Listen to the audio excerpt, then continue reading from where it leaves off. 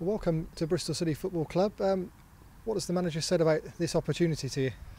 Yeah, obviously it's a great football club, and me and the manager had a couple of meetings, and he was just explaining how we want to go for it this year. And obviously I'm good friends with Sam Baldock, and he'd already been speaking to Sam, and he was saying got a good chance this year, and that's what attracted me really.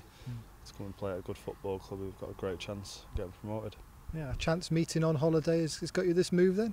Yeah, I saw the gaffer out in Dubai, and had a chat with him, seen each other in the gym a couple of times. So yeah, we had a couple of chats and just arranged a meeting for when we got back.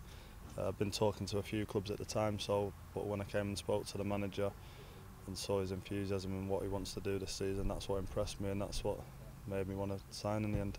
And in the gym, was it a few extra press-ups just to show off and make sure he sees you? Yeah, no, I think he said he was checking up that I was going in every day. He had someone texting him, so yeah, but I had a programme to do while I was over there, what I got off Crystal Palace, so I just kept to that and yeah, kept myself fit. What was last season like for you? Frustrating a little bit at the start. I didn't get, after playing the full 120 minutes at Wembley to get Palace promoted, and then not to get named in the Premier League squad in the September was obviously disappointing.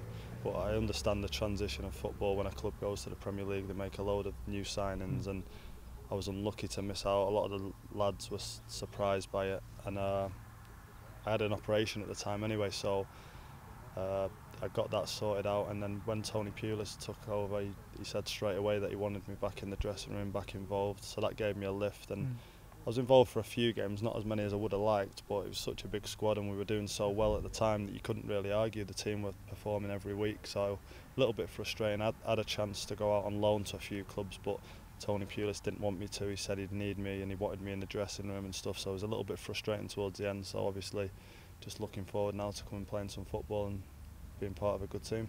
Just reading some quotes from you in the summer, you weren't surprised that you didn't get a new deal there at all? No, like from January, from when Tony Pulis put me in the squad, he was kind of talking to me about next season, what I had planned, because he knew that I knew the situation. I was 34 years old, Crystal Palace have inherited a lot of money through getting up and staying up, and they want to sign different kind of players, and I understood it, and I'm old enough, I've been around the game long enough to understand how it works. And he was just saying, like, you've been true professional since you've been here, I'm going to help you. If anyone rings me about you, you know what I'll say, and just keep working hard and you'll be involved. And I just kept working hard till the end of the season really, and kept my head down. No worries coming from Prem down to League One? No, someone else said that to me, but I don't look at myself as some Premier League star who's dropping down. I played a lot of games in League One in my career at MK Dons, Hull City.